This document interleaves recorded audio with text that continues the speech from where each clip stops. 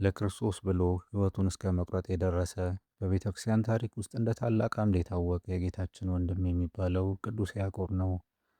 ሐምሌ 18 ቀን ቅድስት ቤተ ክርስቲያናችን የዚህን ሐዋርያና የሰማዕት የቅዱስ ያዕቆብን የእረፍትና የሰማዕትነት መታሰቢያ በክብር ታስባለች።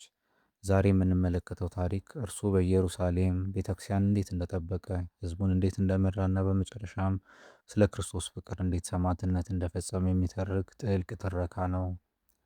ቅዱስ ያዕቆብ የጌታ ወንድም እየተባለ የሚጠራው በዘመድ ዝምድና ነው። እርሱ በኢየሩሳሌም የመጀመሪያው ኤጲስቆጶስ ሆኖ የተሾመ፣ ቤተክርስቲያንም በታላቅ ጽናት መራ። ሕይወቱ በሙሉ በጾም በጸሎትና በለቅሶ የታጀበ ነበር። ያለማቋረጥ ለሕዝቡ ይጸልይና ይሰግድ የነበረ አባት ነው። በዘመኑ የነበሩ አሕዛብና አይሁድ በቅዱስ ያዕቆብ ትምህርትና ተጽዕኖ የተነሳ ብዙዎች ወደ ክርስትና መጡ። የእርሱ ጽድቅ፣ የትሕትና ሕይወቱና የሚያደርጋቸው ተአምራት ሕዝቡን ሁሉ ማረከው። ነገር ግን በሐሰት የሚቀኑና የእግዚአብሔርን ቃል መቃወም የፈለጉ ሰዎች በረታባቸው። የያዕቆብንም ተጽዕኖ ማስቆም ፈለጉ። አይሁድና ጠላቶቹ በአንዱ ቀን ወደ መቅደሱ አናት አወጡትና ስለ ክርስቶስ ያለው ምስክርነት እንዲክድ አዘዙት። ቅዱስ ያዕቆብ ግን ያለ ፍርሃት ቆመ።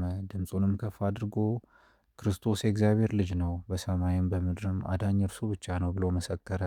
ጠላቶቹም በቁጣ ተነስተው ከቤተ መቅደሱ አናት ላይ ወረወሩት። እርሱ ግን በወደቀ ጊዜ አልሞተም ነበር። ይልቁንም ልጆቹ አባታቸውን ይቅር እንዲላቸው እጆቹን ዘርግቶ ጸለየ። በዚያን ጊዜም ከጠላቶቹ አንዱ በሙሉ ኃይሉ በስታስ ወይም በእንጨት መታው። የቅዱስ ያዕቆብም ሕይወቱ በሰማዕትነት ተፈጸመ። ነፍሱን በክብር ለፈጣሪው ሰጠ። የቅዱስ ያዕቆብ ሰማዕትነት ለቤተ ክርስቲያን የጽናት መሠረት ሆነ። እውነቱን ለመናገር ሕይወትን አሳልፎ መስጠት ዋጋ እንዳለው የእርሱ ሕይወት ያስረዳናል። ዛሬም የእርሱን ጽናትና እምነት በማሰብ በፈተና ጊዜ ጸንተን መቆም እንደሚገባን ከታሪኩ እንማራለን።